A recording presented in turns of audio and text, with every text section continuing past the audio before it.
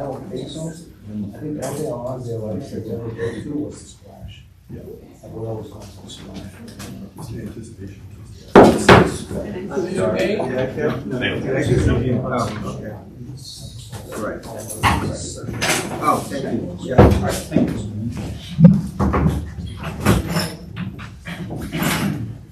Looking at it's actually new license. Yeah, so I don't think they're gonna have anything before like that. Let's see what he said.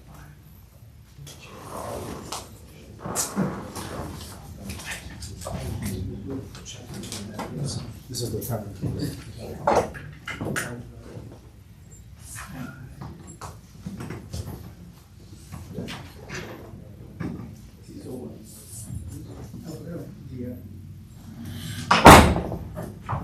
On record.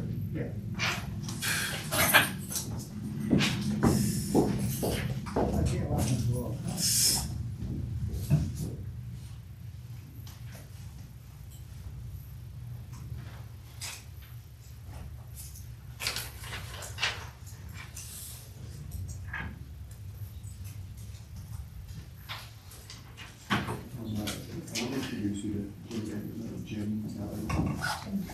So Jim will be the private staffer, he is the private staffer for the development agencies that have these advisory. YouTube will work with.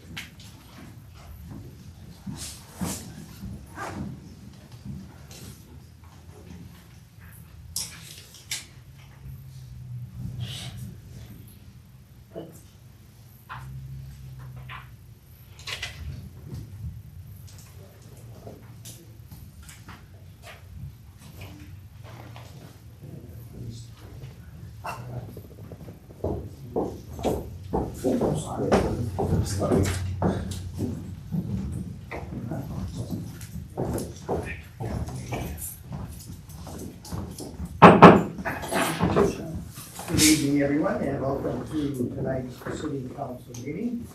Clerk, please call the roll. Councilperson Diana? Present. Councilperson Kazarian? Present. Councilperson Figueroa? Present. Councilperson Rivas Lugo? Present. Councilperson Lazaro Martinez? Present. Council President Ferry? Present. At this time,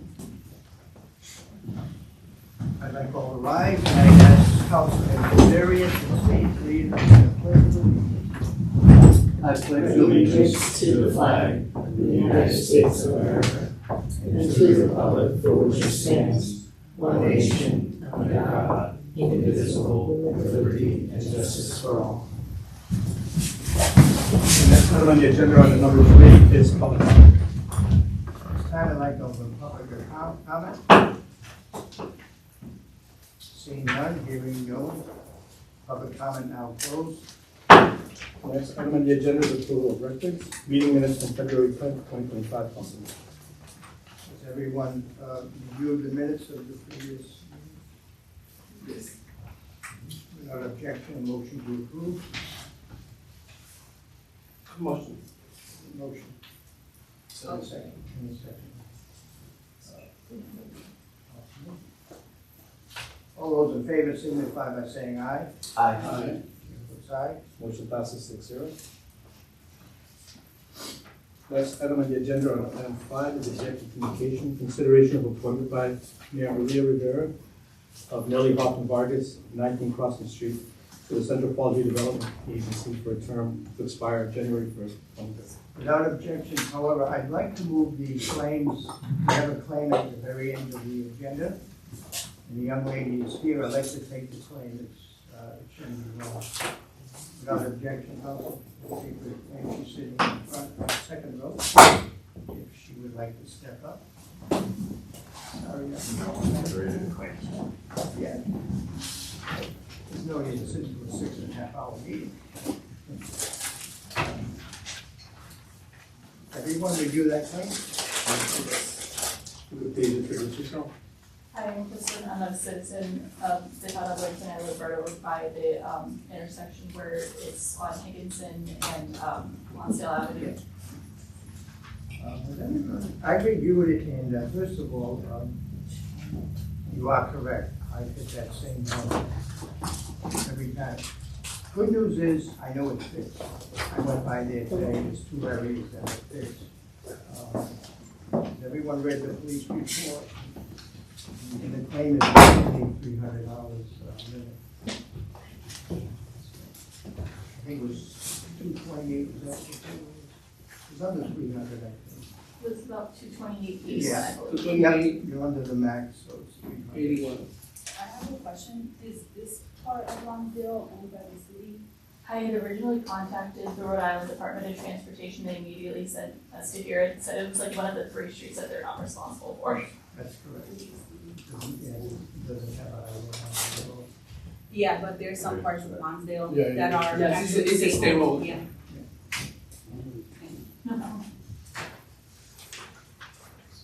is there any further discussion or motion? I make a motion to approve the. Second. Roll call vote. Councilperson Baena, Yes. Councilperson Kazarian, Yes. Councilperson Tejedo, Yes. Councilperson Rivas Lugo, Yes. Councilperson Lozano Martinez, Yes. Council President. Yes. Motion passes 6-0. Enjoy the evening, don't hit any more pucks. Okay. If you do, make sure they're in the tuck. I'm so close to the border. Thank you. Good evening. This time, we're going back to executive communication, consideration of appointment by Mayor Maria Rivera of Nelly Hoffman Vargas of 19 Crossman Street, Central Falls, to the Central Falls Redevelopment Agency with the term to set to expire January 1st, 2030. Thank you, Council President. I'll keep this very brief, because I think many of you probably know. Nellie, longtime community member, resident of the city, Segway board member. She works in the Strategic Planning and Development Office at RISD. The mayor and myself, Jim, who staffs the redevelopment agency in his capacity as planning director, feel that Nellie's background will serve the city well in this important role. In case you have any questions, I'd like to turn it over to Nellie. Good evening, hi. Any questions? I don't have any question, just I have one comment, Mr. President. Hi Nelly, good to see you here. Thank you for the service to the city of Central Falls. We really appreciate it. I know you love this community, you live here for many years. And welcome aboard, for keep moving forward in Central Falls. Thank you. You have a glowing resume. Yes, Council President, very well respected, so very good choice. Yeah, I would add, just echo, well-rounded resume, and selfishly, my favorite part is that, about finance, because that's what I'm into. And so I don't see a lot of women in finance, which I love, so, anyway, just wanted to mention that. Thank you. It's been great. I've been at RISD, as you can see, since '06. Prior to that, I worked at Asphalt. And the reason we moved here was looking for a better housing option. So that's how we found Central Falls. We were looking on the borderline, because I was still commuting to Boston. So Central Falls, it's been a home since 2003. Welcome. Thank you. You live on the borderline?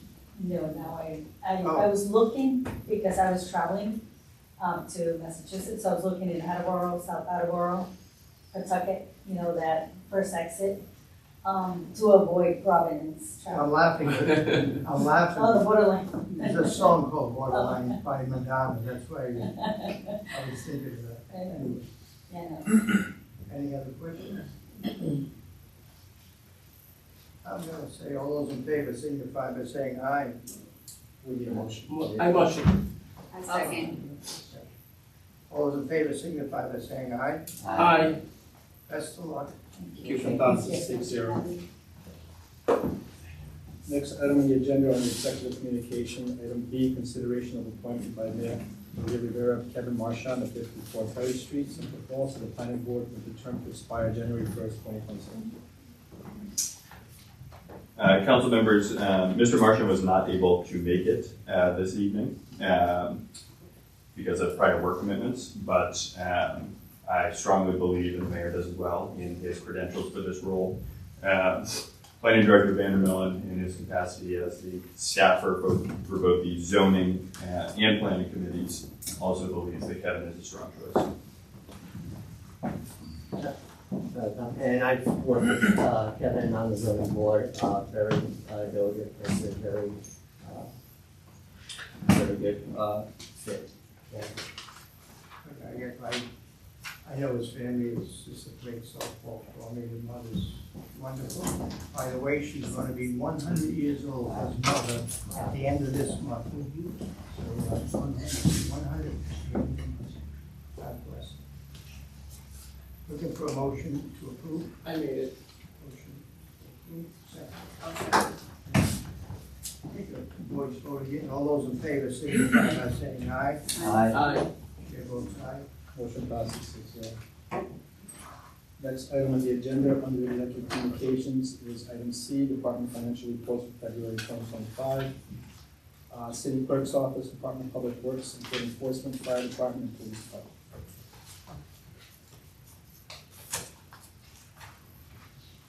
Everyone reviewed? Yes, I need.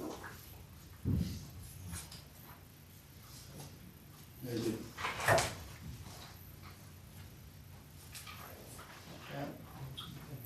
Oh, yes, sorry.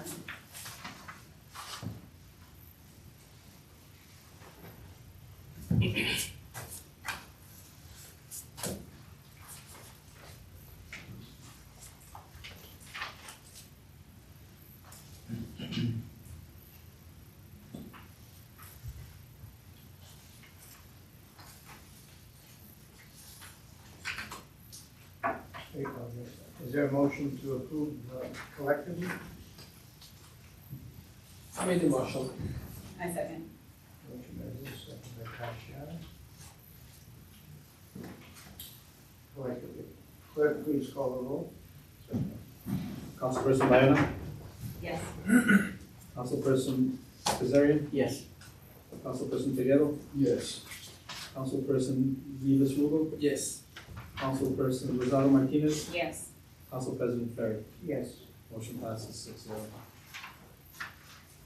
The next item on the agenda under new business is City Council sitting as Board of License Commissioners hearing and consideration of petition of licensing. We have a private detective license renewal, Mr. James W. Smith III of Jefferson Street, Concord, New Hampshire. He's not here, but this is a renewal. Right, that's correct, yeah. It's fairly routine as the council moves through the rules. I don't think we've ever had a problem with him.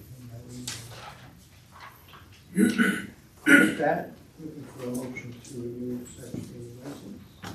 Private detective. I'll make a motion, Council President. I second. Motion and second. Have it, Bill. Any further questions of this renewal? All those in favor signify by saying aye. Aye. Aye. Chair votes aye. Motion passes 6-0. The next item on either A is an entertainment new, Mi Pequeño Salvadoreño Inc., doing business as Mi Pequeño Salvadoreño, 791 Lonsdale Ave, Central Falls, Rhode Island. Contacted Mr. Pedro Acevedo. Is Mr. Acevedo here? No. Doesn't appear so. Was that tabled before? That was tabled from February 10th meeting. I guess in fairness, we could table it one more time. Has he been in contact at all?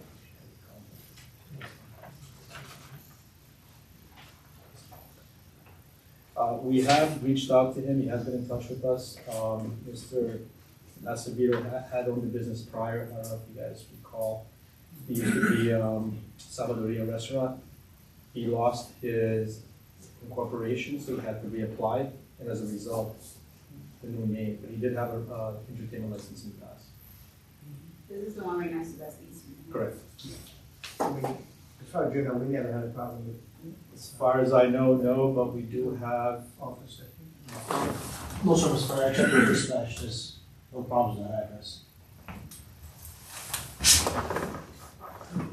Anyone have a problem with Passing it, right? We could pass it. Yeah, pass it, yeah. Yeah, There's nothing, there's no issues Yeah. that we know of. making a motion, Kevin? Sure, I'll let them know. I say, I'm Andrea, second. Roll call vote. Councilperson Baena? Yes, I would just note about the checks for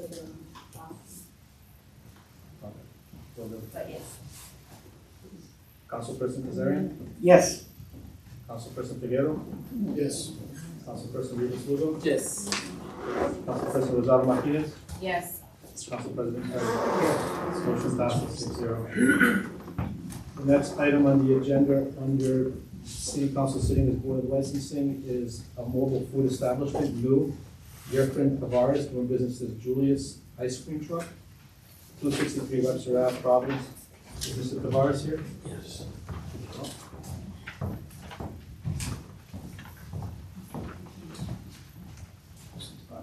You're not from the singing group, you're about to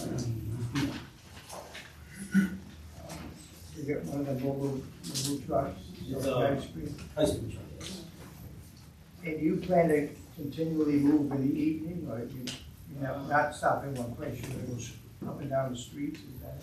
Yeah, anytime between 12 and 7 before dark. You gonna play music? Yeah, well, I'll probably have just about. Okay.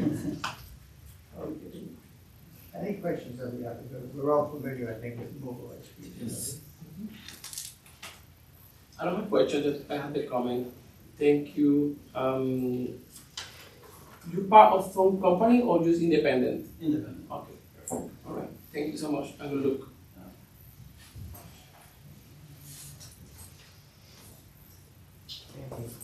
So you're gonna give compensation to providers? Yeah, hopefully. University. All the trucks get along. Any questions? Everybody's familiar with the ice cream truck, really well. Any particular music you like? There's some Spanish.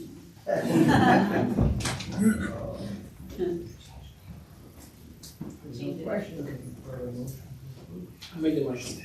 I'll second. All those in favor signify by saying aye. Aye.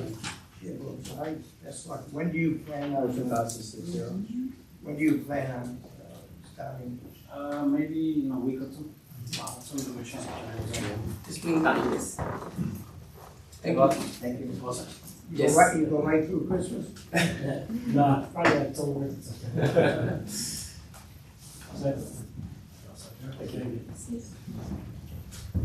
Next item on the agenda is consideration of finance abatement submitted by Finance Director, abatement of properties owned by the Development Agency submitted by Finance. Council President. Council will recall that the other month, there was an ordinance passed exempting redevelopment agency properties in the future from taxes to the city, because it would be one city entity paying another city entity. It just cleans up from an accounting standpoint. We view this as sort of the logical addition to that, which is any existing taxes in the past years to be abated again on redevelopment agency-owned properties. Makes sense. Everyone familiar with what you just did?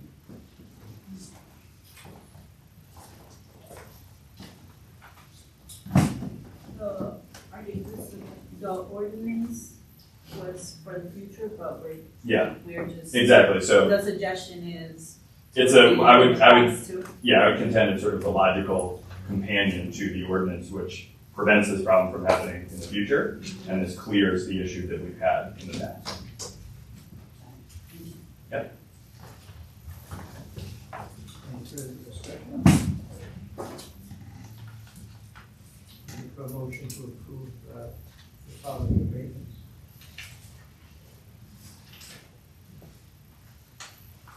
A motion? I'll make a motion to approve the following abatements, Council President.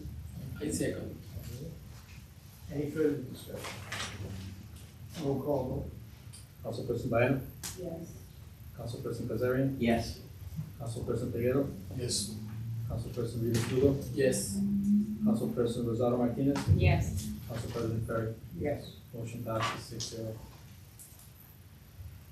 The next item on the agenda under number 7 is a petition of Narragansett Electric and Verizon New England Inc. for joint or identical pole locations.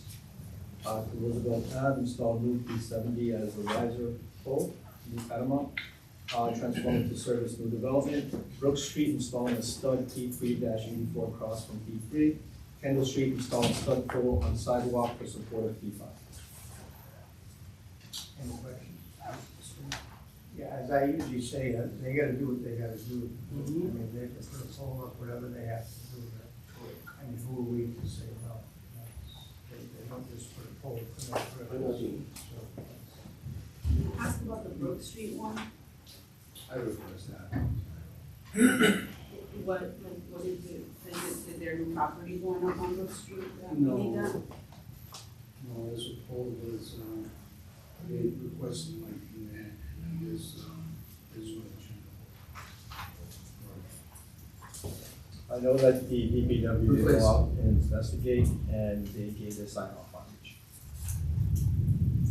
But this is not an additional one, it's a replacement of a one? Replace. Oh.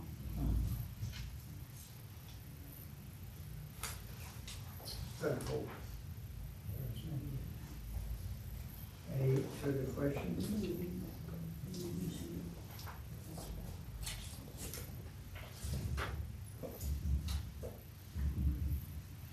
Yeah. It's because of the description of the work, it says adding, not instead of saying replacing. So that's why, yeah. We can get clarification on that if you'd like. Yeah. Yeah, 'cause the ones that we voted on before were like, or at least the more recent ones were, down this street here because of the new apartments that are coming, to make sure that we're sustaining,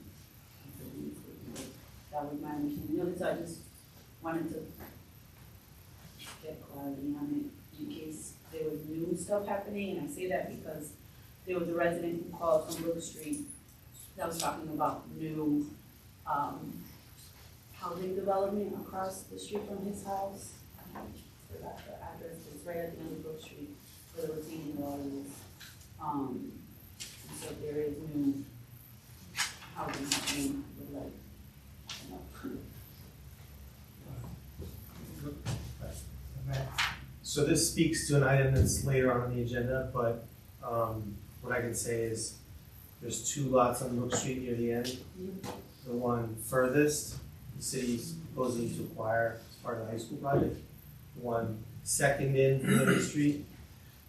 The owner is looking to sell, but we've made clear in multiple legal documents that they would only allow housing on that site if our planning department, building official, and structural and building engineers said it would be safe for that street and safe for the hill and safe for the high school site.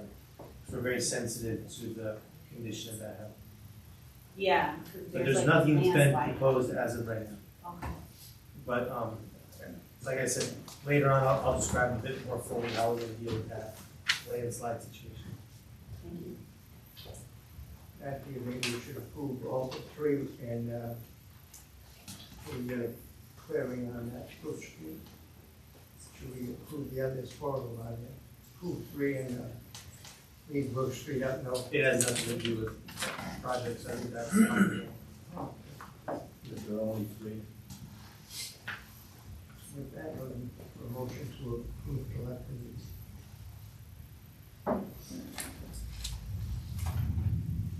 Is there a motion? I made a motion. All those in favor signify by saying aye. Aye. Aye. Chair votes aye. Motion passes 6-0. Next item on the agenda is item 8, petition to the Central Falls City Council. We have YDR Properties LLC doing business as Guado, and Tequila Bar and Restaurant, 63 Adams Street. Owner is Mr. Giovanni Carmona. He's seeking a liquor license extension. Good evening, council. Hi, Steve. I assume you guys have finished the work? Yeah, we haven't, but You're doing a lot of work, great good, job. yeah, I live down the street and I can, what an improvement, at least I see from the outside. thank you. Yeah, Lieutenant Petrin was there last week, so he passed or approved for us to go ahead and move forward. So going forward, everything's gonna go by a lot faster. So just a lot of logistics, sprinkler system, fire alarm, there's residents of, second, third floor, so a lot of logistics. But Lieutenant Petrin went by and everything good, so we're gonna move forward. I noticed the work over the last 6 or 8 months. Thank you very much. Is everyone familiar with the little Hadman Street with Clay? And he's remodeled the site from the inside, outside, all around. You're only remodeling the business, or did you remodel the whole No, building? when I purchased the property from the previous owner who has since passed, I think there's 6 units there. 3 out of the 6 were abandoned. And so I remodeled 3 of them, 3 of the units. And then now I'm down to the commercial space. So it's gonna be pretty much all remodeled. And no units are abandoned anymore? What? No units are abandoned anymore? No, thankfully no. Your previous owner passed, is that the guy He who used to did. paint? Yeah, Hart, Wow. yeah, he passed away, yeah. Wow. Everyone familiar, I can vouch that you're doing a lot of work. I mean, I haven't seen the inside, but I assume that there's work going on all the time. Looks the outside good. Thank you very much. With that, the motion. So moved. I'll second. All those in favor signify by saying aye. Aye. Chair votes aye. Thank you very much. Thank you very much. Motion passes 6-0. Next item on the petition to the Central Falls City Council is number 2, Vanderlei Holding LLC, doing business as Vanderlei Restaurant, 765 Broad Street. Owners Felix and Anna Gonzalez. They're seeking also a liquor extension. Hello, good evening. So you're still waiting on some permits and things? Yes, I'm still looking for a division of taxation. I don't have a problem, anyone have a problem? No, I've also had, something like this happen, and it does usually take a while for them to respond, so I make a motion to approve the extension. Second. Okay, roll call vote, all those in favor signify by saying aye. Aye. Chair votes aye. Motion passes 6-0. Thank you. Thank you. Have a good evening. That's the one. Next item on the agenda is item 9, schedule of bills, hearings, and or consideration, a resolution supporting primary care for all Americans presented by Councilperson Rosado Martinez. We do have presenters here.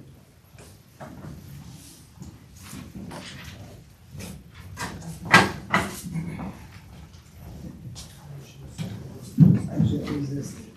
Dr. Howard, that's fine. Who's up first? Mr. Chair, members of the council. I'm sorry. It's a great honor to appear before you again.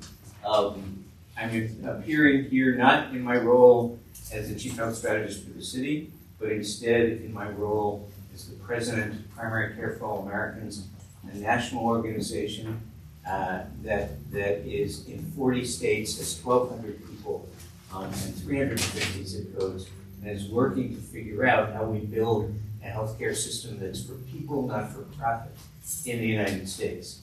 There is a presentation in your packet. Follow along with us if you will. I want to introduce my colleague, Christy Romero, who's the organizer for Central Falls, and my colleague, Dr. Jose Navarro, who works at Jameson Park Pediatric and helped us get through the pandemic. Again, we're greatly honored to be here. So you want to go to your third slide. talk a little bit about primary care for all Americans. I mentioned it already. Primary care, that's that relationship that people have with a family doctor or nurse practitioner, somebody who is their person to go to, is incredibly important from a public health perspective. It helps us prevent chronic disease. It reduces emergency room visits. It improves overall health outcomes in the public health. And what we're trying to get to is to get to a world in which every single person in Central Falls has a primary care relationship. Next slide. Why is primary care important? It's affordable and effective. It's an essential service, like police and fire protection. It costs about the same as police and fire protection when you measure it per person per year, about the same as water and sanitation, as roads and bridges and elementary education, measured as per person per year, not per student per year. Next slide, please.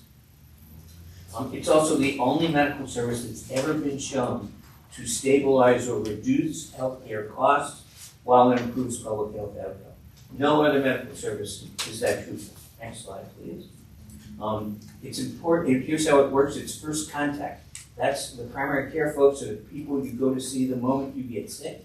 And it provides that initial assessment affordably. When people go to primary care, they don't go to the emergency room. That means they don't generate a rescue visit, and they don't generate $2,500 to $10,000 worth of costs. Instead, they're seen for about $100 or $110. The difference is outrageous. Primary care is continuous. People know you over time, and primary care is comprehensive and coordinated. There's somebody who knows you, knows what you need, and then makes your health care doable by you. Next slide, please. It turns out that 43% of the population of the United States, the adult population, only 43% has a robust primary care relationship over time, which means 57% of American adults as a group don't get primary care. We think the number in Central Falls is larger than that. And that means 57% of American adults aren't getting what we call evidence-based prevention. And that means we have 52,000 deaths a year from colon cancer, which are all preventable. 20,000 preventable new cases of HIV a year. 14,000 preventable cases, deaths a year from hepatitis C, et cetera, et cetera. We have many opportunities to save lives that we miss because we don't get everybody primary care. Next slide, please. So now I'm going to turn you over to Christy Romero, our organizer for Central Falls. Thank you. It's a pleasure to be here in front of you all. We want to talk about demographics, which I'm sure you're very familiar with. We have around 22,000 residents and an additional 5,000 undocumented residents. 69% of our population is Hispanic or Latino, 19% are white, around 7% are Black, 5% other. Some of the languages spoken here in Central Falls include Spanish, Portuguese, and Cape Verdean Creole. In regards to our age, 28% of our residents are under the age of 18, and around 9% are seniors, which means a good portion of our population are adults. And in regards to the socioeconomic factors, 24% of the population is living under the poverty line, and 15% of households are without health insurance. We have a city with a high amount of need and with a lot of that population. So in regards to understanding this need, we have 3 primary care facilities here in Central Falls. That includes Gems Park Pediatrics, which is right across the street. Lombardi Pediatrics is also across the street, and Blackstone Valley Community Health Care Centers. So for our population of our size, we need around 27 to 54 primary care providers. We are not at that number right now. So we need providers who reflect our population. Around 18 should be Latino and 3 should be Black. Right now, we estimate that there are around 10,000 people who live in Central Falls who do not have primary care, which is a very substantial number. So what are our goals here with our work group in Central Falls? We want to build our work group to around 25 folks, but we welcome more, of course. We really want to hear the voices of residents who live in the city to see what they want done in our work group in regards to establishing primary care. We have a really dire need to increase the medical workforce here in Central Falls. Part of that looks like increasing residency trainings for both nurse practitioners, physician assistants, as well as family and pediatric residency programs. And by increasing these residency programs, there is a 60% chance that people who practice in Central Falls will stay in Central Falls. So 60% of people who practice in a location will stay in that location. We also would love to have a scholarship program for students who want to proceed with a health professional school. And so it would be that they would get this scholarship with a commitment to serve in Central Falls for a set number of years.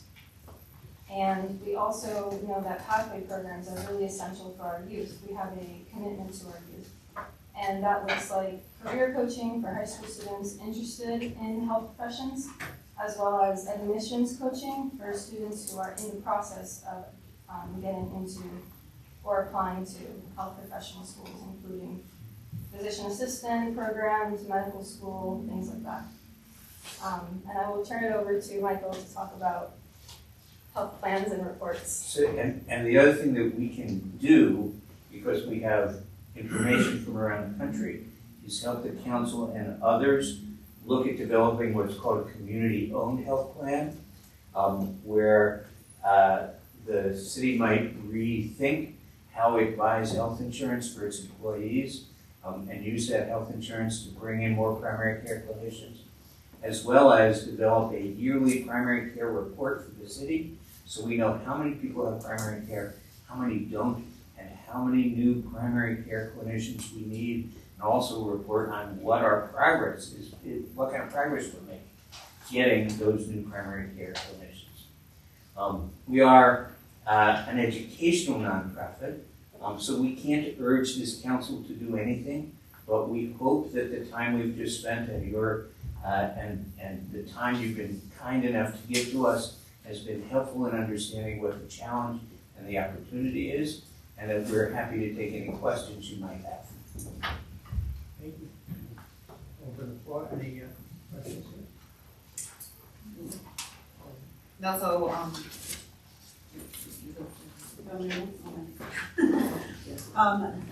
Dr. Fine, great to see you. It's been a while, but I guess I wondered, what are the barriers to people getting, like, why aren't people signing up for primary care?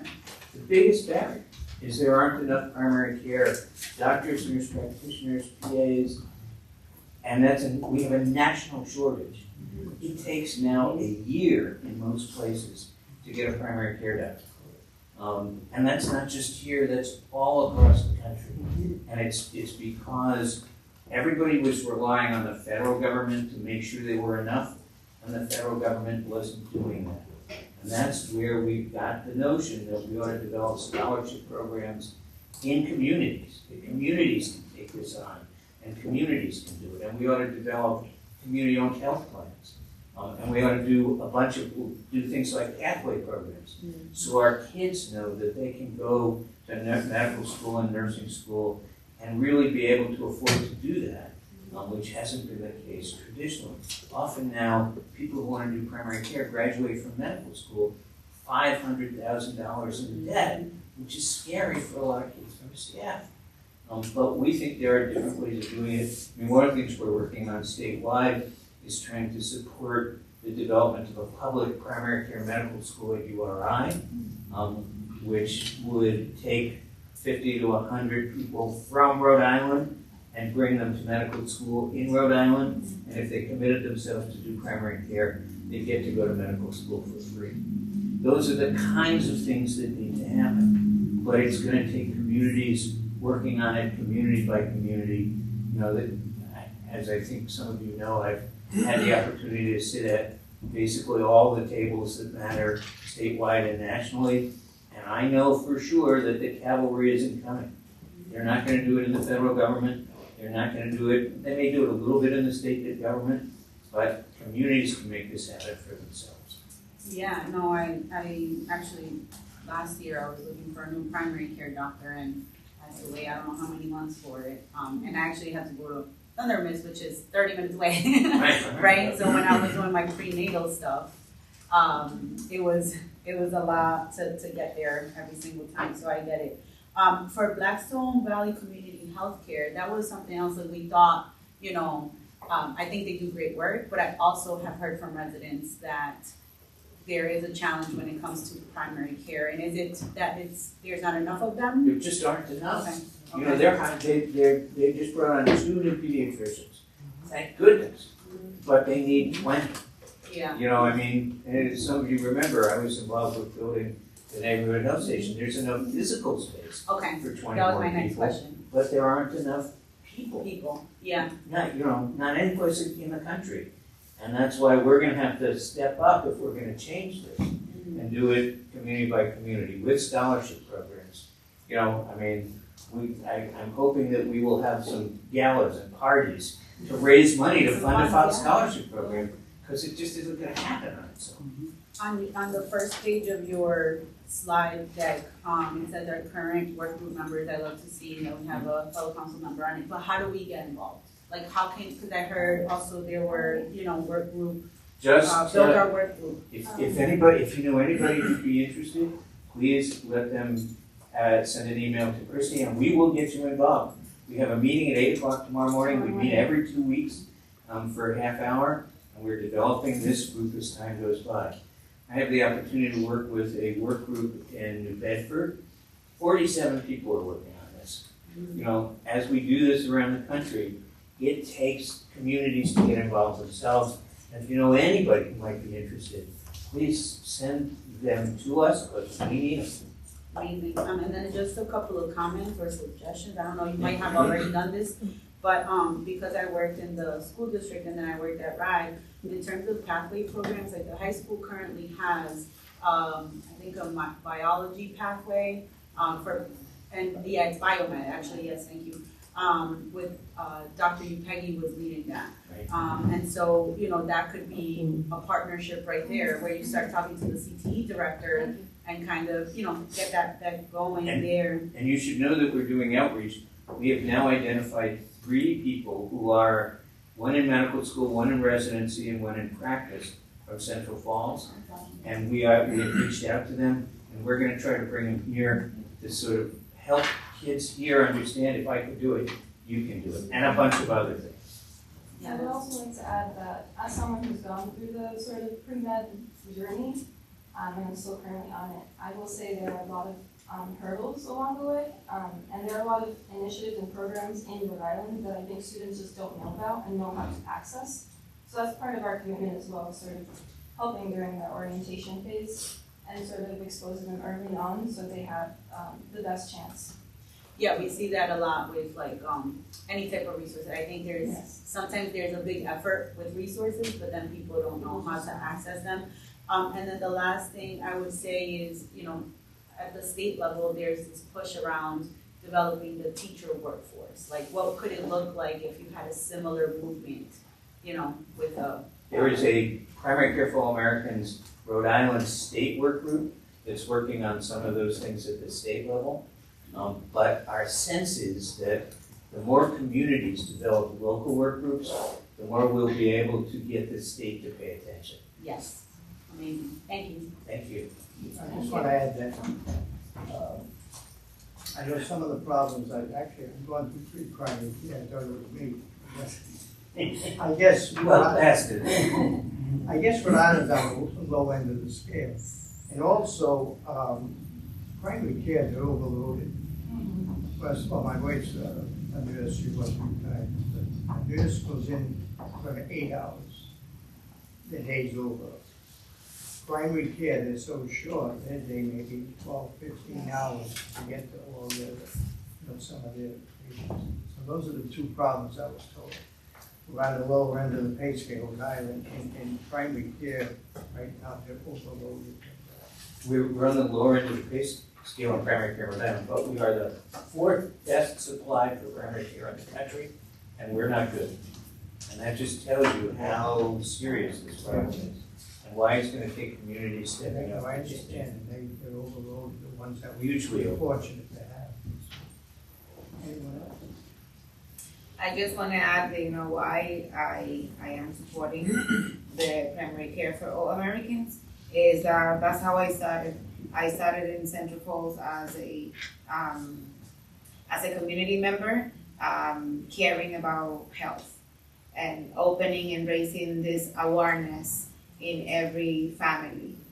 And in my regular duties is having primary care for the kids, for example. This is going to reduce those calls about abuse and neglect that is going through the state and especially hitting our city, sadly. So I believe that if they have a primary care provider, a lot of those calls are going to be, you know, mitigated that way. Yeah. And also this is not only here, it's nationally, you know. This is going on in other states as well, but we want to be Central Falls to be the pioneer in Rhode Island. So that's why I introduced this resolution supporting primary care for our Americans. And you see that every day in this meeting. Anyone else? Sorry, just one more thing. My brain is going with, I always like this. So, in the slide deck, it also says we need about 27 to 54 more primary care providers. At Blackstone Valley Healthcare, there is a space for 20 more. Could, you know, the sort of difference be made up by getting partnerships with other, you know, like, I don't know, doctor's offices close by, physician's offices close by, and then we sort of get creative as to how we help people get there. Absolutely. It used to be, some of you who are not anywhere near as old as me may remember when a fair number of people from Central Falls would get primary care from the Family Care Center at the Oak Memorial Hospital. Mm-hmm. One of the things that shocked me when we started looking at the numbers is the number of people from Central Falls who were getting that primary care there has dropped from a number of thousand to a few hundred. Wow. So that's one place where we could perhaps develop a more robust relationship. You know, and you know, it would shock me if James Park Pediatric expands over time. You know, there are a couple of different opportunities, but we got a long way to go. Oh, yeah, yeah. And what we couldn't find the data that tells us what percent of the population speaks Spanish at home and speaks Creole at home. But on my distant memory, it's about 46% of people in CF speak Spanish at home, and 10 or 15% who speak Creole at home. So that means we really need, you know, just talking off the top of my head, we probably need something like 25 people who speak Spanish, and another 10 who speak Creole, and we don't have anywhere close to that. I also wonder if some of the schools have that, at least for families, you know, like the charters and the school district might have that data, because I know like in their surveys, they ask, do you speak Spanish at home? And we hope to show you in the course of course of a couple of months, a primary care report that tells us with a little better certainty how many people have primary care, how many people don't, and how the people we have break down in terms of you know, their own ethnicity and their own language ability, so we know what the challenge and thus the opportunity is. Anyone else? I can't speak for everybody, but I'm sure everybody here supports the resolution. If no one else, I'll ask for a roll call vote. The motion. Yeah, I would like to make a motion, and with Councilman Rosario Martinez's permission, would also love to co-sponsor with her. Okay. Make it a little bit. And I mean, You have a motion, you have a second. Second. All those in favor signify by saying aye. I Chair votes aye. Motion passes 6-0. Thank you for your time here. Thank you so much. Thank you for Good your seeing you time. again. Central Falls has become the first city in the United States to pass this motion.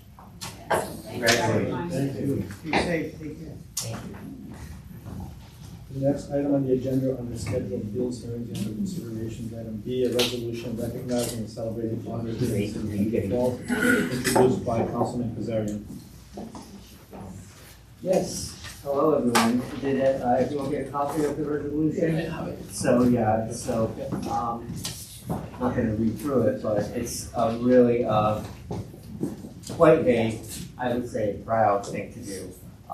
And it really reflects upon our heritage and, the great community that we have, the multicultural community. And we want to continue to, look at that and embrace it and let people know about it. Coming up So, soon. this is really exciting. It's coming up soon. Yes, March 18th, I believe. I believe. That's the date. There'll be a ceremony here. Yeah. So we're just looking for that resolution to be passed. I would love everyone's support on that. Thank you. It's a win-win. Win-win. I made the motion. I'll second. All those in favor signify by saying aye. I Chair votes aye. Motion passes 6-0. Next item on the agenda is item C, a resolution supporting the Healthy School Meals for All Act 2025. House Bill 5742, Caldwell, 2025 Senate Bill 0430 Vargas, introduced by Council President Rivas Lugo. Yes. I support the resolution because for me, the healthiest school meal for all is done by the Senator Caldwell and Vargas is essentially seek to ensure that all the students, regardless of their economic situation, can have free meals. For me, going home with the full stomach is very important. In times like this, where the cost of living is so high, we must support legislation like this. I will never forget when I was in the Park and Recreation Department director, and we had the meal program in the summer in the different locations in the city. I heard from many histories for the families that this is the only meal that they receive in the day. For that, I support this resolution. I respectful to ask to my colleague to support this resolution because for me it's very important all the child go home with food. Very good. Yeah, the playgrounds were packed in the summer. Yeah. If I do that in the city, taught me impact 100 and 100 child every day, and they waiting for that in the morning and waiting for that in the afternoon. Another win-win resolution, I think. Anyone have further questions of the councilman? Not a question, but just kind of echoing the spirit of the resolution and sentiments around Councilman Lugo's comments. When I worked in the Central Falls School District, it was a similar thing.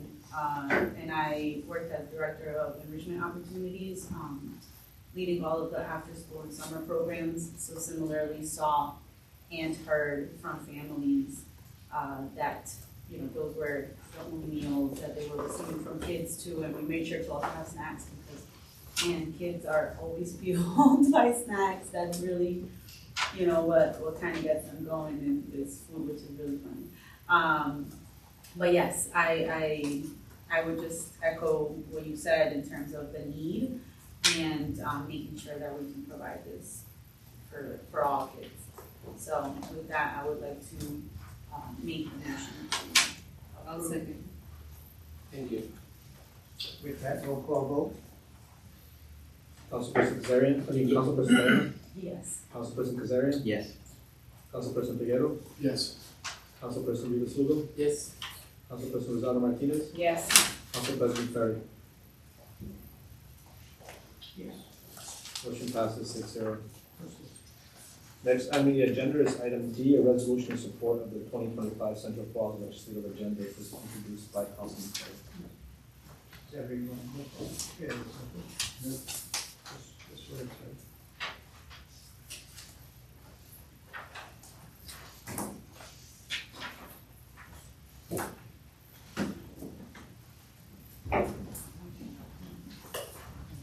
Is there a motion?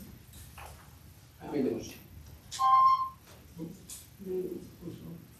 No, but may I ask a question? There was, because it's, sorry, I was looking at the wrong, no, I know you got it with me, but, I just had one question, and it was House Bill, year 506, 568, let me just pull it up on my, the actual bill.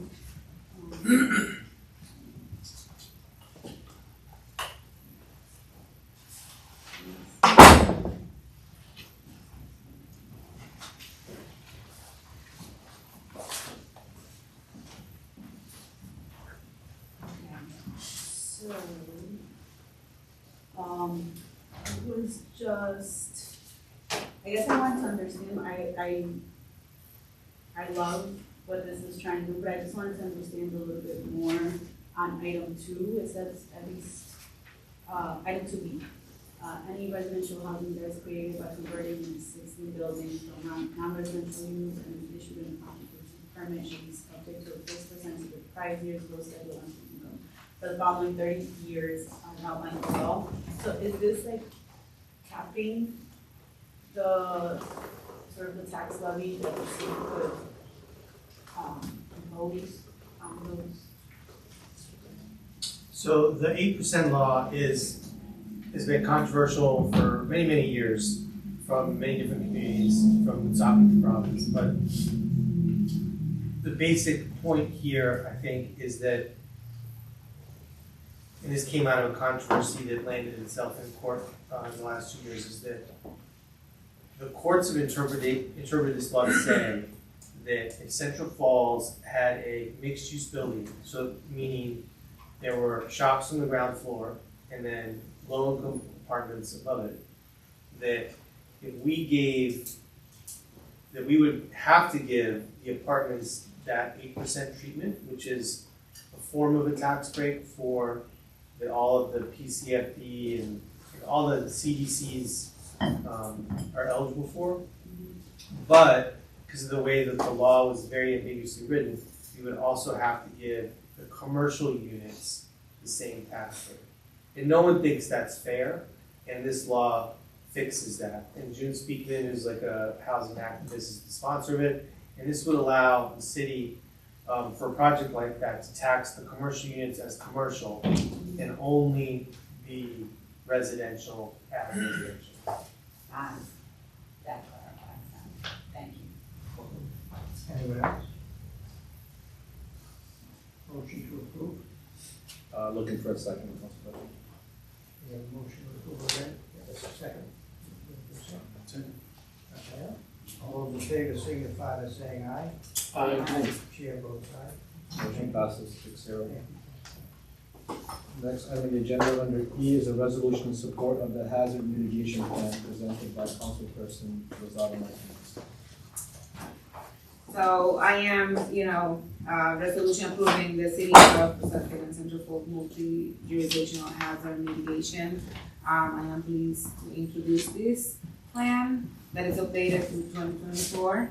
And why I support this is I have the pleasure with Councilman Peguero to attend a conference in Texas about the mitigation and hazard programs around the states. And it was really interesting understanding this in between Central Falls and Pawtucket, that it makes sense when we went over there and make that connection, understanding, what we face, what hazard we faces here in comparison of what they had over there. So it's really, really, for me, makes sense, and it was a great opportunity. And when we were there, we met Vladimir Ibarra, and he is from Central Falls. He grew up here with our former mayor, James Diosa, and we were put in the spot in every state in that side, like California, Texas, and all those states, and Central Falls was in the spot over there. So I do support, this resolution. And we have here the city planning director, Jim. So if you have any other questions. Is that Vladimir, who you met? No. I hadn't thrown that in. Jim, welcome. Thank you, and thank you, Councilwoman, for introducing the resolution. Just to piggyback on a couple of things that were mentioned, you mentioned how interesting it was to kind of see what hazards were identified in other states relative to what we have here. And one of the things about the hazard mitigation plan that's very important is that while every community is susceptible to the risk of different types of natural disasters, and that puts property at risk, infrastructure at risk, and human lives at risk, right? But those situations are different from one place to another. There's some things that are common, but the risks here are unique to this place in many ways, and a solution is needed that takes into account what the local risks are and what the local circumstances are for being able to respond to those risks. So I know it's a very thick document, but that really speaks to a lot of work that went into this over the past year plus, working with some very talented and nationally recognized consultants who led the process, but it was a process that included multiple departments. It included some representatives from various community-based organizations as well, and done in collaboration with the city of Pawtucket. Because there's some resources that we can share. We share an emergency management director, for example. And this was a very cost-effective process. We received federal funding to pay for the bulk of the work. We received about $28,000 in funding from FEMA, and the rest of the about $3,000 is provided for in a match. So a very cost-effective solution to really being able to take a comprehensive look at all of the risks that Central Falls may be facing as a result of various natural hazards. And what's identified in the report is going through and looking at the various types of risks, assessing what the potential is for that to cause a lot of damage here or put people's lives or health and safety at risk. Using that information then to generate a list of possible actions that could be taken to help reduce the likelihood and severity of damage or harm that would be done in the event of any of these natural hazards. So through the process, came up with a list of potential mitigation strategies that could be taken, and those are identified in the plan. There's some of those that we're already beginning to examine and look at ways that we can address those. So I'd be happy to answer any specific questions that you have, but what I would want to highlight is really kind of the three major purposes of the plan. First being to identify the natural hazard risks that present the greatest potential threat to our community and determine how to best minimize and manage those risks over time. Second would be to help the city become better prepared and more resilient to natural disasters and potential emergencies, and to make the city eligible for being able to apply for and receive federal grant funds that would help us to better prepare ourselves and to really, in many cases, make some changes that would reduce the risks. And there is a timeline associated with this, that we have an opportunity for the next round of FEMA funding, even later this month, presenting a draft to the state, and then submitting an application to FEMA next month. And adoption by the council of this resolution approving the plan is one of the necessary steps for us to be able to apply for those funds. I assume that police and fire department is involved with this. Absolutely. And would that also maybe equate to some monies for either one of the department or both? Yeah, there are strategies that really touch across various departments. Including Public safety is 91. Anyone else? I have a few questions, from Superintendent. Sorry we weren't able to connect you. And thank you for sending it ahead of time because it was pretty thick. So first I want to ask, about the comprehensive plan, that's one of the things I always ask about, but will this help inform our comprehensive planning It definitely process? will. There are things that we went through during this planning process that will be a direct, will be able to be added directly into that plan. There's a increasing awareness of the risks for natural hazards, more frequent extreme weather events that we're facing. And so that is something that the state, who ultimately has to approve our comprehensive plan, has built into the requirements for the comprehensive plan. And so the timing is actually very good for this, that essentially take the highlights from this and work that in there. We can regroup with participants who are part of this to make sure that it really meets the needs of the comprehensive plan, but the foundation is definitely there. Yeah. So I'm glad you recognize that. Yeah. Awesome.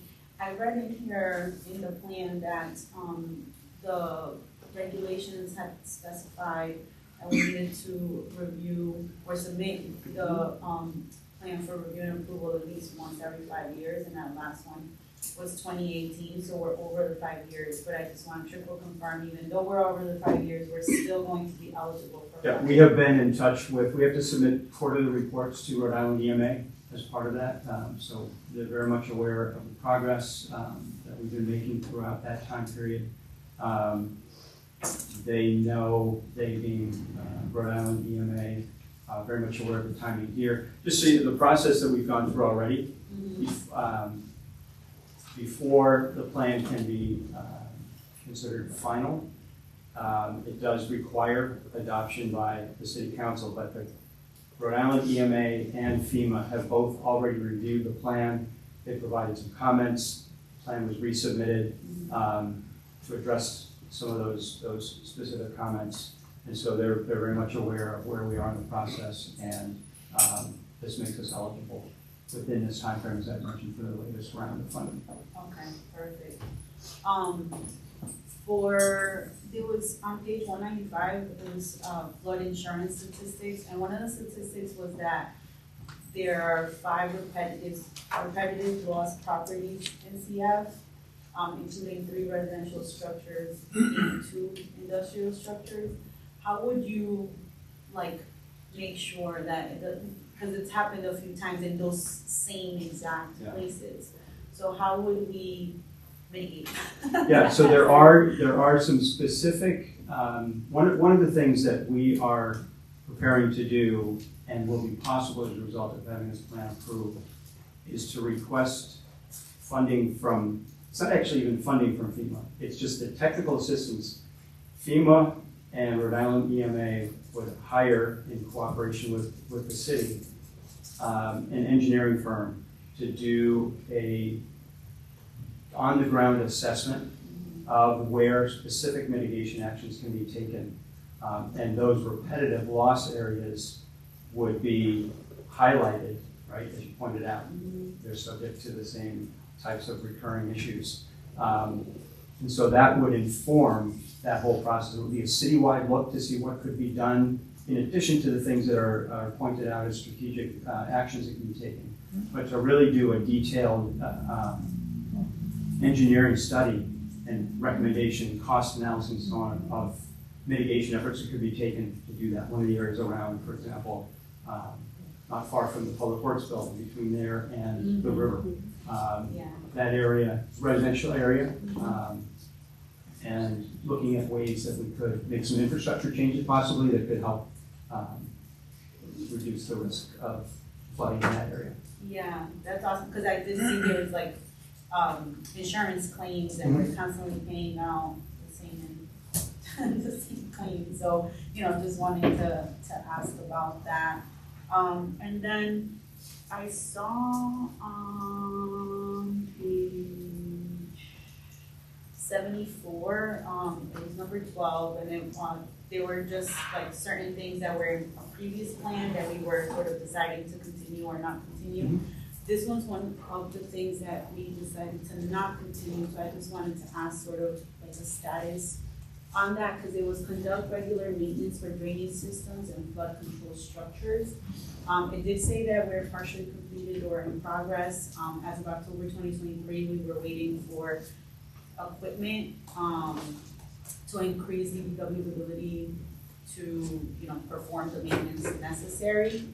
And so one, I wanted to ask, because it says as of October 2023, so I don't know if now that it's March 2025, we received the equipment. And then, so it's a two-part question. So that one, Yep. maybe you answer that first. Yeah, so we do now have the equipment to be able to do more of these things on our own. Okay. It's an expensive process. You've met the new public works director as well. We work very closely together, so things from this plan will definitely be discussed and worked into the plan for ongoing maintenance. So I think that, it's a very good question. Why is that? No, in a sense, it'll be ongoing. Because it's already and happening. And we're also, we just kicked off the facilities plan, stormwater and sewer facilities plan that will take this into account as well. Being able to identify all the locations, make sure that that there is now a regular maintenance schedule that Department of Public Works follows. But by having things digitized, having it on a map, being able to step up our use of technology and being able to have a regular maintenance plan, these issues that were identified will be able to stay on top of and monitor and keep up to date. Yeah, no, that's great, because then, as I sort of kept reading through, one of the principal flood hazard problems that was identified was, it said the majority of flooding problems within the city of Central Falls stem from street flooding in core drainage areas. And so it's, I love to hear that we have the equipment to now do proper maintenance and more consistent maintenance, because if it's, that's one of our biggest issues, and we want to make sure that we're, staying on top of that. And then lastly, I saw that Higginson was a priority. As we all know, it's always flooding down there, and so with the new school coming, I was very pleased to read that, that was one of the sort of priority areas, and with the construction, it's been top of mind. One that I brought up in one of the meetings, and I was like, oh wow, look, I need to, because I was in the meeting, it was Brook Street, and it's because of the retaining wall and because of some flooding that happens right at the end of the street. I actually just heard last Monday from that same constituent, as I was mentioning. And so just wanting to sort of ask, aside from the resident calling me and me calling you, is there sort of a more standardized way that constituents can bring those concerns about potential hazard areas to you all? Yeah, I mean, I would say that through the mayor's office, through the Office of Constituent Services, would certainly be a good place to start. And then depending on the nature of the request or the question, something then that could be possibly redirected to whether it's public works, whether it's planning, whether it's fire department, whatever the specific case might be. But I think coming in through, and I don't want to misspeak, RJ, but whether going to the mayor's office and the Office of Constituent Services would be sort of the front line for what's coming in. I didn't know if there was like some sort of system that we were going for, but that's good. Thank you. Anyone else? I would assume with all the the work they done at Higginson Avenue. On the school, we should be in good shape as far as drainage. They spent a lot of time down there prior to building the schools. Absolutely. I would think Higginson Avenue should be upset. Fingers crossed. Anyone else? All those in favor of approving this resolution? We need a motion. Have a motion? I'll make a motion. Have a motion. I second. Alberto, second. Again, all those in favor signify by saying aye. Aye. Chair votes aye. Motion passes. Thank you. We're gonna do the next presentation, please. So the next item is item F, a resolution adopting Vision Zero policy introduced by Councilman Figueroa. Vision Zero policy that is very important, very, I am pleased to introduce this resolution adopting the Vision Zero policy. It's so important, and I would say the first step to make this free, the Central Falls more safer. Everyone who will use it, be it wheelchair, walking, bike, driving, and on. So our Vision Zero is facing and bleed traffic fatality, in a serious injury in a public street, in sidewalk, aisle, completely innocent. Something we can't continue. And we want to do everything possible to reduce the number of zero. So that definitely, Vision Zero is going to help, and hopefully help. Because adopting the Vision Zero and preparing a safety street for all residents in the fall and all the street, so we'll be able to apply for funds to help out to reach alcohol. So, Gene, you can probably talk a little bit more about that. Thank you, Councilman. I'd like to provide just a little bit of background to this as well. So the state made a commitment to taking a statewide look at improving safety conditions in all municipalities across the state. And at no cost to the city, a consulting team of really transportation experts that have been working with us over the past several months to help us put together a safety action plan. It's been, again, similar to the process we went through for the hazard mitigation plan. It has included representatives from a number of different departments, as well as a representative from the school department, from the Second Central Falls Health Equity Zone, Groundwork Rhode Island, who we work with in a lot of situations to include more street trees, and so they're very much involved in a lot of the infrastructure improvements. So having a variety of perspectives as part of the planning process has been really helpful. And starting with the idea of, as the policy suggests, Vision Zero, the goal is to reduce the number of serious fatalities and, serious injuries and fatalities to zero over the next 10 years. In some places, you might think that getting to the goal of zero, while commendable, might not be practical, but given the size of the community that we have, and given the current numbers, we felt that to go for anything other than that would be falling short. So zero is the target, and there are a number of measures that can be taken, and the plan is being drafted for approval at this time.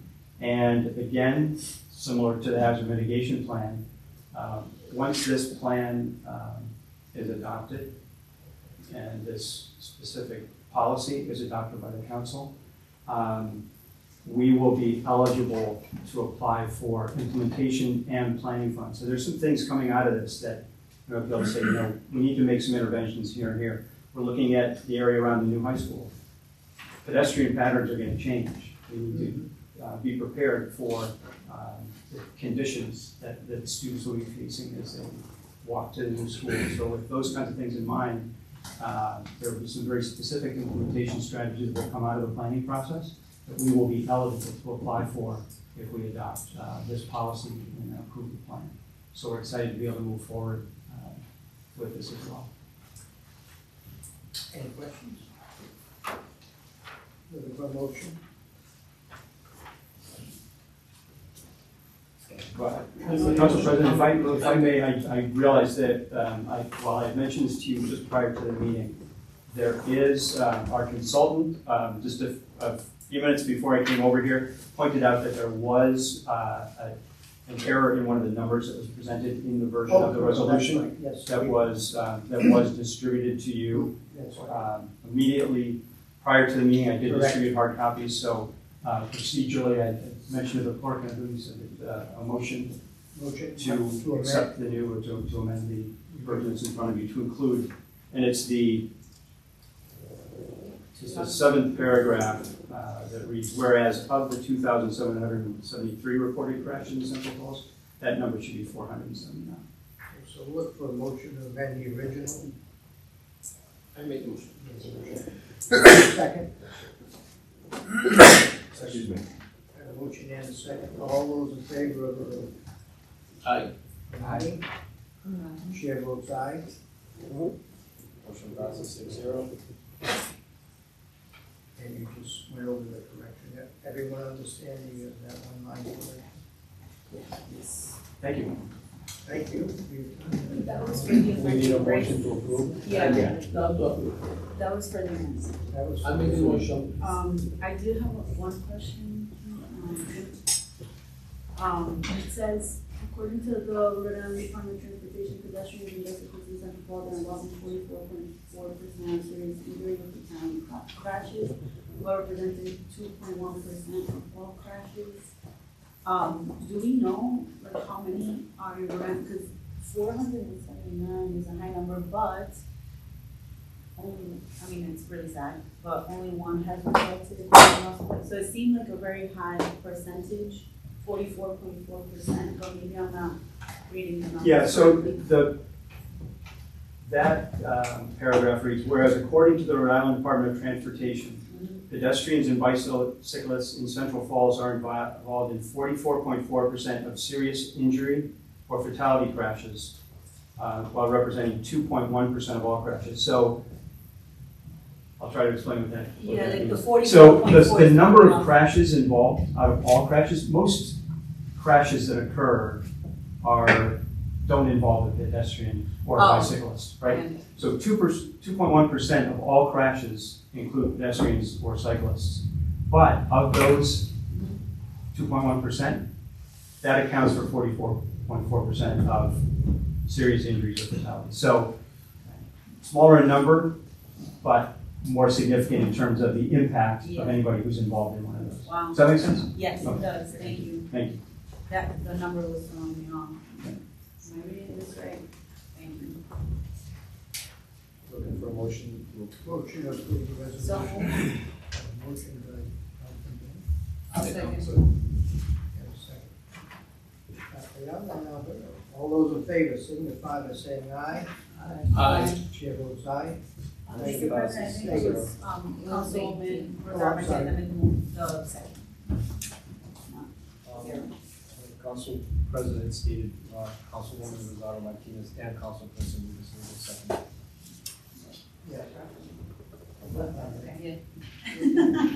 Thank you. Thank you again for your presentation. Next item is item G, a resolution declaring March as Women's History Month in the city of Central Falls, presented by Council President Rivas Ludo. Yes, I present the resolution declaring Women History Month in the city is one that has particular meaning for me. Women and their struggle are worthy of a lot of respect, and I in city like this, where the slogan is diversity and inspire, this day reminds us that there is still much to do, and that is why we commemorate you. To my female colleagues, thank you for all you do for kids and for moving forward, for all your contributions. To our Mayor Rivera for her hard work every day for do a better city and better home to live, and for your leadership. To all women toward city, or my mother, or the women in this country and in my city central force, thank you. And for that, I ask into my colleague for support my resolution. Thank you. Any questions? Speaks for itself, okay. Another win-win resolution. We have a motion to I'll move to approve, this, March as Women History, and, it's my birthday in March, so. Oh, happy Happy birthday. birthday. What's the actual date? Is it over? Tomorrow, Tomorrow, where's the Wow. actual birthday? where's my cake? Yeah. Okay? Coming, in the oven. Is there a second? Second. All those in favor signify by saying aye. Aye. Aye. All those wishing all of them happy birthday signify by saying happy birthday. Birthday, Councilwoman. Motion passes 6-0. Next item on the agenda is item H, a resolution supporting House Bill 5515, introduced by Rep. Alzati, to propose a constitutional amendment and restrictive voter laws in Rhode Island, introduced by Councilman Rivas Lugo. Yes, the House Bill 5575 introduced by the State Rep. Karen Alzate, essentially to expand a right to vote by allowing registration on the same day of the election. As elected officials, I feel that easy we make the right, the more democracy benefit. So for that, I think that resolution is very grateful for all constituents. For that, I ask to my colleagues to support the resolution. Thank you. Thank you. Is everyone familiar with the resolution before us? If so, looking for a motion to approve.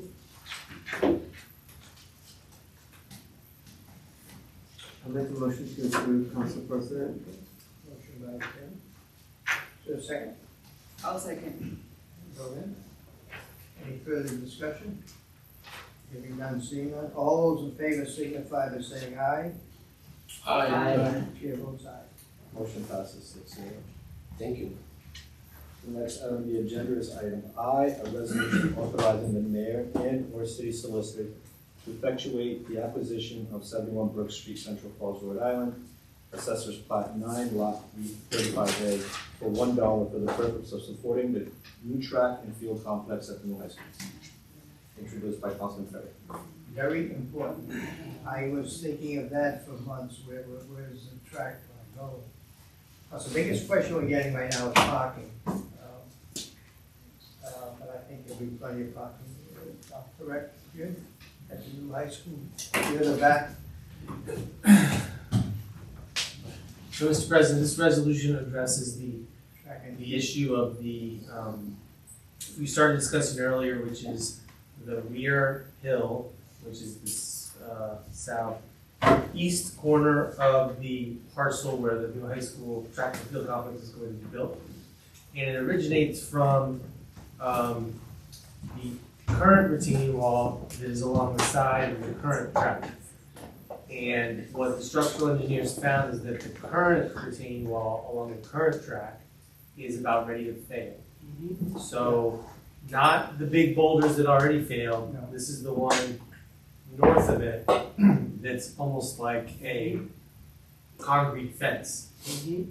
And in addition to it being near the end of its life, it is restricting the track from meeting regulation size. And so what they want to do is push out the track a bit more, which will require taking that retaining wall down and rebuilding it. And then as they did the structural analysis of that retaining wall, they realized that the retaining wall to the southeast, which is the bottom of Brook Street, which had the failed retaining wall, there was really no way to solve this problem without also disturbing that earth. So the solution they came up with, and they're still ongoing, and has involved many more consultants than I can talk about, is that they're going to take down the first retaining wall that I mentioned and move that dirt to the second retaining wall space and make it a tiered, double level retaining wall if the council was to approve this acquisition. This parcel of land is a small parcel of land just right off, it's basically where the wall failed. And would also allow us, and this is really important to Councilman Maeda's question, it allows us to make sure the integrity of that hill keeps Brook Street safe and stable. And all the houses on that hill safe and stable. So we're gonna have structural analyses, environmental analyses, geotechnical engineering, everything going in. And these 3 retaining walls combined will make sure we have a safe and healthy hill. Now, you may ask the question, how are we accomplishing this for $1? So, you may recall when the retaining wall fell, we filed a lawsuit against the property owner, the contractor, the engineering company. And we got a judgment against them. We got judgments against all 3 of them for different amounts. We got a judgment against the property owner for $30,000, which we filed a lien against their property for $30,000. We're agreeing to lift that lien if they are agreeable to sell us the property for $1. So, happy to take your questions. Good deal. Yeah, Brook Street is like this, anyway. You get down the bottom, voila, that's cool. I was just curious because I'm thinking, I thought of that, I always say, so where's that track? One of the questions was, there's plenty of room for parking where you look nailed, and I assume. That answer, that's very good maneuvering, that's a nice deal. Everyone's familiar with, you got the end of Brook Street. Yeah, I am. Retaining wall fell apart, what was that, like 6 months ago, or a year ago? No. 2 years ago, I went the Park Recreation Director in that time. I remember when I received my phone call in the night. That's happening. So 2 years ago. That's the Jericho wall. Yeah, it's great to hear about the retaining walls. Like I mentioned, there's been a couple of residents on, right at the end, and actually the one, literally the last house on the left-hand side of the tracks. Their driveway is kind of slanting at this point. And so, I don't know when this is scheduled to happen, but it is happening slowly. Like I went to see the driveway and they're showing me pictures and how it was and how it is, so it does look like the land is sliding there. The other, just to address, Council President, your question around parking, I don't think, and I could be wrong, I think the city solicitor is part of the school building committee, but I don't know that there's gonna be much room for parking at the school. So I just wanna, if that's a question they have, then maybe we need an answer, but I don't think, based on at least what I knew from when the planning was happening, that there wasn't much room for like actual parking spaces. Unless it was street parking and then some maybe around the front. So just wanted to let you know that, 'cause I know that seems like it's a concern for you.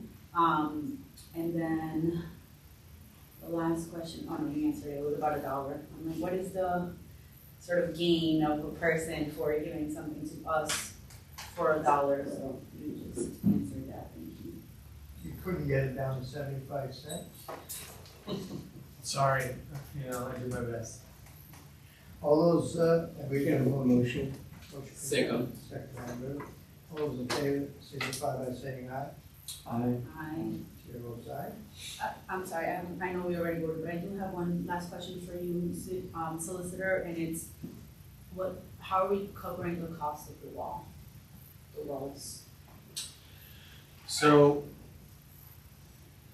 you may recall that the prior Higginson Sports Complex was a city-owned public park, partly funded by the National Park Service, the EPA, DEM, so we had public things attached to it. This is, because it's part of the high school project, is being funded by the high school bond. Okay, yeah. Which is funded 98.4% by the state of Rhode Island. The high school itself is on time and on budget because of the stormwater and environmental issues from the track and field. that is running a little over budget and a little behind schedule, but you know, new high school is scheduled to start, you know, substantial completion end of October, kids move in Christmas break, this coming Christmas break, that's all still set in stone. But yeah, short answer to your question is it's any paid for out of the school line. Okay. Motion passed 6-0. Yes. Next item on the agenda is item J, ordinance prohibiting rodeos in the city of Central Falls, first reading. I just want to give a backstory. I got a phone call tonight about 5 o'clock from channel 10 and 12. Wanted to know if we had an incident recently with the rodeo. And I said, no. I said, something happened, I think, a few years ago. I think livestock actually went away. I think the police department wasn't prepared as far as tranquilizer guns, nothing the city. Red flags.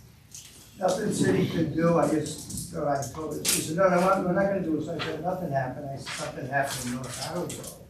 But I said, no, nothing happened here, that I, maybe 7 years ago or something. Also, we do have a new field, it's a turf field, and there's no way in God's good earth we can have a rodeo at Maycomber Stadium, we just spent a ton of money getting a nice turf field because of the open up.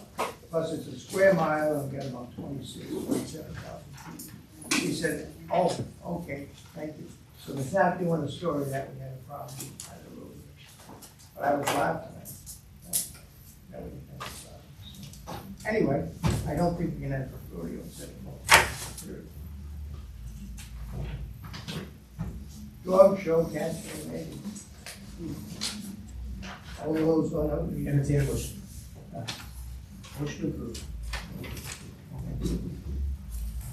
With that, I guess we're looking for adjournment, are we? We're still waiting for a motion. Let's maybe give another story. Looking for a motion to approve first passage of the ordinance that no longer going to have rodeos. I made the motion. Second? I'll second that, Council President. Yep, second. Okay. No rodeos. Roll call vote. Councilperson Diana? Yes. Councilperson Kazarian? Yes. Councilperson Figueroa? Yes. Councilperson Rivas Lugo? Yes. Councilperson Rosado Martinez? Yes. Council President Perry? Yes. Motion passes 6-0. There's a motion to adjourn. Well, I thought she was waiting for the rodeo, and she said she was trying to do the minimum. Yeah. I was like, all right, welcome. There's a motion to adjourn. I'll second.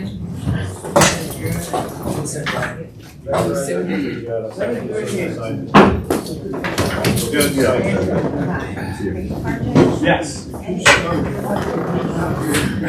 No, are you, perfect. I apologize on vacation this week, and so they gave it to me, and unfortunately, good to see you. That was the application that I was working on.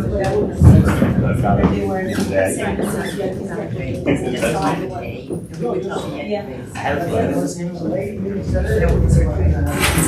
Yeah, she had asked for them in the past, so I did talk to her about it. But she was like, no, I'm not gonna do that anymore.